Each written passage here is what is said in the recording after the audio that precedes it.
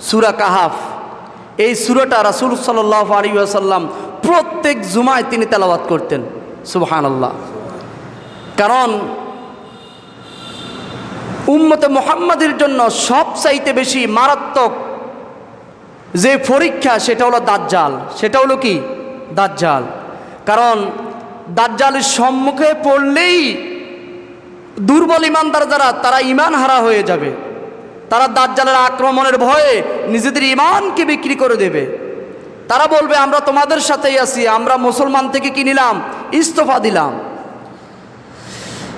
এই কারণে বিশ্বনবী মুহাম্মদ সাল্লাল্লাহু আলাইহি ওয়াসাল্লাম বলেছেন, মুস্তাদরাক হাকিমের ভিতরে এই হাদিসটি এসেছে, বিশ্বনবী মায়ার নবী মুহাম্মদুর রাসূলুল্লাহ সাল্লাল্লাহু আলাইহি ওয়াসাল্লাম বলেন, হযরত আবু সাঈদ খুদরি রাদিয়াল্লাহু তাআলা আনহু থেকে বর্ণিত হাদিস, ক্বালা রাসূলুল্লাহ সাল্লাল্লাহু আলাইহি ওয়াসাল্লাম, বিশ্বনবী মায়ার নবী দয়ার নবী রাহমাতুল লিল আলামিন মুহাম্মদুর রাসূলুল্লাহ সাল্লাল্লাহু আলাইহি ওয়াসাল্লাম বলেন, আমার যে উম্মত জুমার দিন সূরা কাহাফ তেলাওয়াত করবে, মান ক্বারা সূরাতাল কাফি বিমা উনজিলাত, আল্লাহ তাআলা লাওহে মাহফুজ থেকে যেভাবে সূরা কাহাফ নাজিল করেছেন, এইভাবে সূরা কাহাফ জুমার দিন আমার যে উম্মত তেলাওয়াত করবে, সুম্মা খরাজা ইলাদ দাজ্জাল, আর যদি দাজ্জাল আসার সময় হয়ে যায়, ওই উম্মত যদি দাজ্জালের সামনে এসে যায়, লাম ইউসাল্লি আলাইহি, বিশ্বনবী বলেন যে ব্যক্তি সূরা কাহাফ তেলাওয়াত করবে, দাজ্জাল তার কোনো ক্ষতি করতে পারবে না। সুবহানাল্লাহ। যেখানে দাজ্জালের সামনে পড়লে আমাদের ঈমান শেষ হয়ে যাবে। মানুষ দাজ্জালের আক্রমণের ভয়ে তার ঈমানকে দাজ্জালের হাতে সুপর্দ করে দেবে।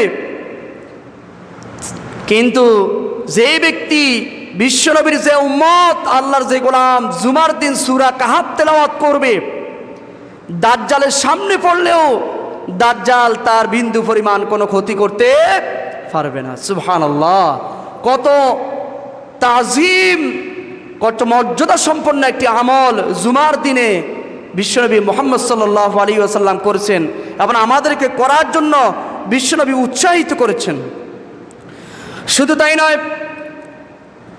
আরেকটি হাদিস তাও হযরত আবু সাঈদ খুদরি রাদিয়াল্লাহু তাআলা আনহু থেকে বর্ণিত, তিনি বলেন, আন্নান নবী সাল্লাল্লাহু আলাইহি ওয়াসাল্লাম قال, বিশ্বনবী মায়ার নবী মুহাম্মদুর রাসূলুল্লাহ সাল্লাল্লাহু আলাইহি ওয়াসাল্লাম বলেছেন, ইন্না মান ক্বারা সূরাতাল কাফি ইয়াউমাল জুমআহ, যে ব্যক্তি জুমার দিনে সূরা কাহাফ তেলাওয়াত করবে, আমার যে উম্মত জুমার দিনে সূরা কাহাফ তেলাওয়াত করবে, আদা লাহু মিনান নূরি বাইনাল জুমআতাইন, আদা লাহু মিনান নূরি বাইনাল জুমআতাইন। বিশ্বনবী বলেন, এক জুমা থেকে আরেকটা জুমা পর্যন্ত আল্লাহ প্রদত্ত বিশেষ নূর, বিশেষ আলো বান্দাকে একবারে সংরক্ষিত করে রাখে। সুবহানাল্লাহ। এক জুমা থেকে আরেক জুমা পর্যন্ত আল্লাহ প্রদত্ত একটা বিশেষ নূর বান্দাকে কি করে রাখে? পরিবেষ্টন করে রাখে। এই আমলটা করা দরকার আছে কিনা? চেষ্টা করব।